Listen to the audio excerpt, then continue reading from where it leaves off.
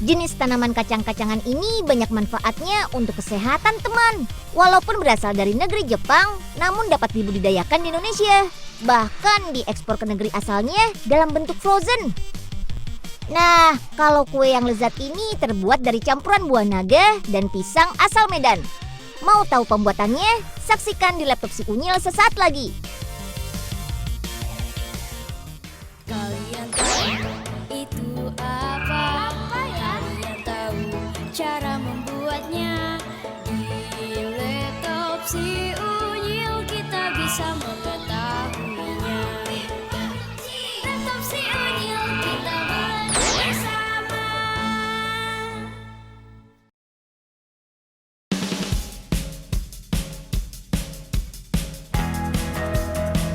Siang-siang gini, ngemil edamame yang sehat? Kenapa enggak? Selain rasanya yang gurih dan lezat, edamame juga lebih mudah dicerna ketimbang kedelai biasa. Edamame adalah sebutan untuk kacang kedelai khas Jepang. Walaupun asalnya di negeri Sakura sana, tanaman ini tumbuh subur dan melimpah di Indonesia loh. Terutama di Jember, Jawa Timur. Salah satu pabrik di sini bahkan sudah memproduksi edamame frozen selama 20 tahunan. Wow, lama juga ya.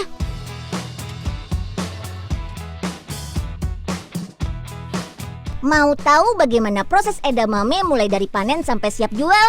Come on, jalan-jalan bareng Unyil ke Jember. Di lahan kurang lebih 1 hektar yang berada di Karangtengah Jember ini, edamame mulai dipanen.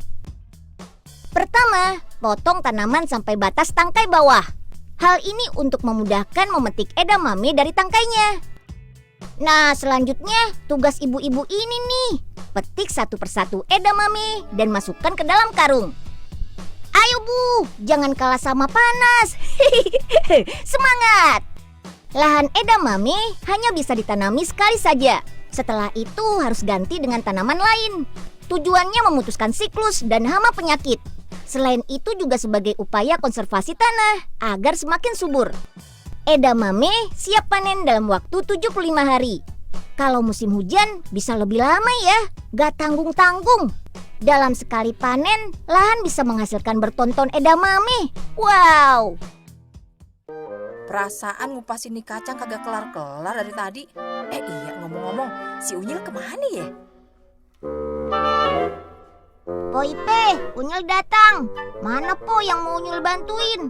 Ya elah Nyil, telat banget sih datangnya. Kacangnya udah dikupasin semua no kulitnya. Ya Mpok, kenapa nggak disisain sih? Ya udah, Unyil bantuin apaan nih? Udah, ntar aja ya, bantu ngolah bapianya. Jangan ngilang lagi, biar bisa bantuin empok. Iya, beres deh Po. Edamame sudah sampai pabrik yang berada di daerah Mangli, Jember. Yuk, angkat-angkat dan pindahkan ke mesin washing. Sambil terus berjalan, edamame mengantri untuk dicuci secara otomatis. Proses pencucian dilakukan bertahap sampai edamame benar-benar bersih. Selanjutnya, sortir edamame sesuai dengan kualitasnya. Untuk kualitas terbaik, edamame harus masuk dalam kriteria tertentu. Berbiji 3 dan tidak bolong kosong. Fisik tidak rusak, bentuknya normal, berwarna hijau, dan minimal berat 2,5 gram. Sip deh, lanjut timbang setiap keranjang edamame. Masing-masing keranjang kemudian harus melewati proses perendaman. Selama 8 menit, rendam edamame dalam larutan khusus. Setiap satu bak perendaman berisi 9 keranjang dengan volume air sebanyak 600-an liter. Yuk lanjut ke proses perebusan. Rebus edamame dalam mesin berkapasitas 1,5 ton jam ini. Dengan suhu mencapai 800 derajat Celcius.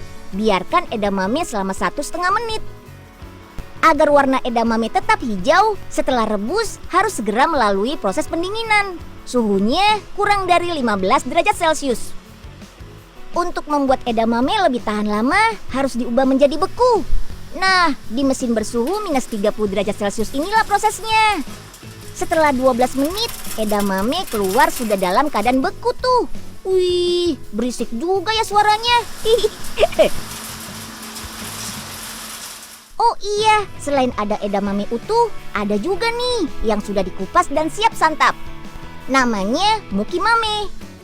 Mengupas kulitnya juga dikerjakan oleh mesin. Gak butuh waktu lama, biji edamame berhasil keluar. Jangan lupa saring untuk memisahkan biji dan kulitnya.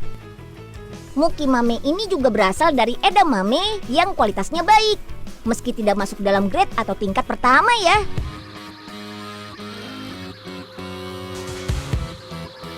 Sebelum kemas, harus sekali lagi sortir edamame. Bedanya ini sudah dalam keadaan beku. Hal ini untuk tetap menjaga edamame dijual dalam keadaan baik, tidak rusak fisiknya. Baru deh, edamame siap kemas. Masukkan ke dalam kemasan 500 gram, lalu press agar edamame tidak tumpah.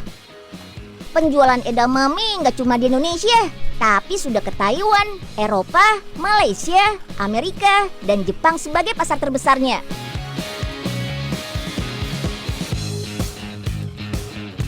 Dalam satu karton biasanya berisi 6 bungkus edamame. Dijual seharga 75 ribuan. Dalam keadaan beku, edamame bisa tahan lama sampai 2 tahun loh. Asal simpannya tetap di ruangan bersuhu minus 18 derajat Celcius. Edamame punya banyak kandungan gizi, vitamin A, serat, antioksidan, dan protein yang bermanfaat untuk menjaga daya tahan tubuh, mengurangi resiko kanker, dan baik untuk sistem pencernaan. Yuk, jangan malas makan kacang-kacangan.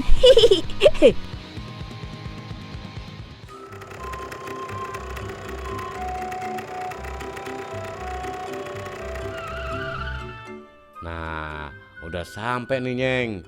Buruan turunin. Kok Acai udah nungguin no. Oke bos, asal ada mie ayam mah ngangkat beginian jadi enteng gak? Ye, pantesan gondrong. Banyakan mie ayam sih.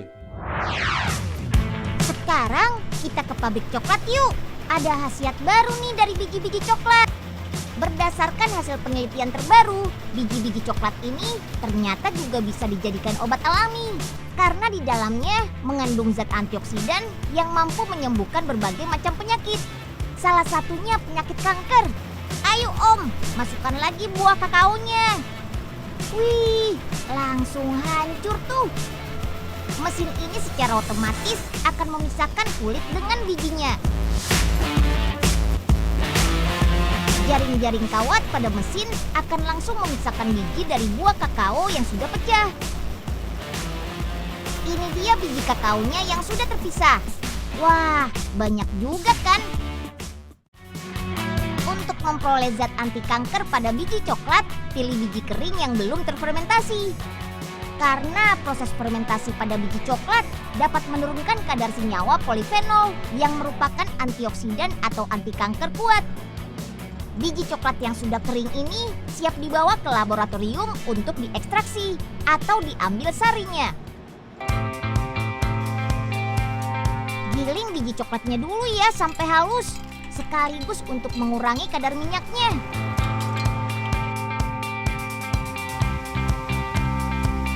Peras lagi biji coklat yang sudah halus, hingga kadar minyaknya berkurang 80%. Kadar minyak pada biji coklat dapat menghambat proses pengambilan sari biji coklat. Selanjutnya di dalam alat pengambilan sari biji kakao atau alat ekstrator, tambahkan pelarut etanol.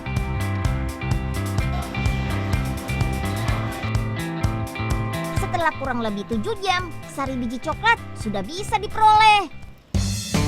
Tapi cairan ekstrak atau sari biji kakao ini masih bercampur dengan pelarut etanol. Untuk menghilangkan cairan etanol bisa dengan cara penguapan. Setelah diuapkan, sari biji coklat yang keluar dari alat uap ini jadi lebih kental deh.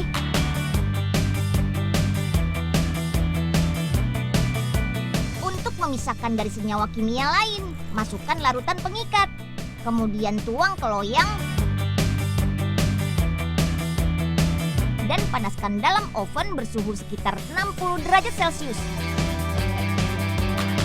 Senyawa kimia lain akan menguap, sedangkan senyawa polifenol akan mengering dan membentuk serbuk. Untuk mengetahui kemampuan antioksidan coklat dalam menyembuhkan penyakit, buktikan dengan 2 macam pengujian.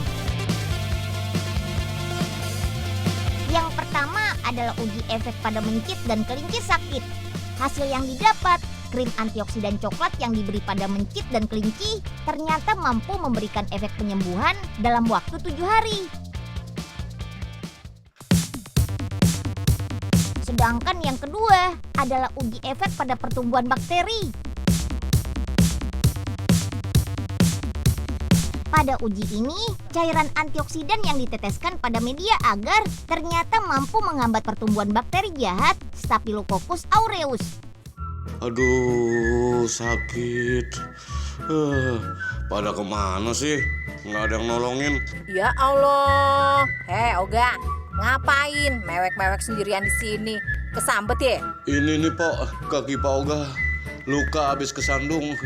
Lah, Aduh. luka cuma lecet begitu aja pakai mewek-mewek.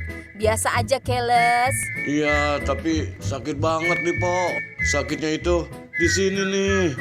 Dah, udah kayak lagu aja. Maaf ya, Gah. Bukannya Ayah kagak mau bantuin, tapi bawaan lagi banyak banget noh, ribet. Mendingan Ayah panggilin Unyil aja ya, biar dia yang nyariin obatnya. Tunggu bentar ya, jangan kemana-mana. Makanya Pak, kalau kemana-mana itu pakai sendal, jangan nyeker. Untung aja Unyil punya krim ajaib nih buat ngobatin luka Pak Oga. Emang krim apaan itu sih Den? Kok semeriwing gitu? Ini krim dari ekstrak coklat Pak, manjur nih buat ngobatin luka. Kok bisa tahu kalau manjur? Emang Den Unyil udah pernah nyoba? Belum pernah nyoba sih Pak. Tapi pas diuji coba pakai tikus dan kelinci kemarin berhasil kok Pak. Yang bener aja Den. Masa Pak Oga disamain sama kelinci dan tikus? Udah Pak Oga tenang aja. Yang penting kan cepat sembuh. Buah asli dari daerah Papua ini semakin banyak diburu teman karena berbagai khasiatnya yang tidak dimiliki buah lain. Tenang, sekarang sudah ada pabrik herbal yang memproduksi ekstrak sari buah merah loh. Jadi nggak susah-susah lagi.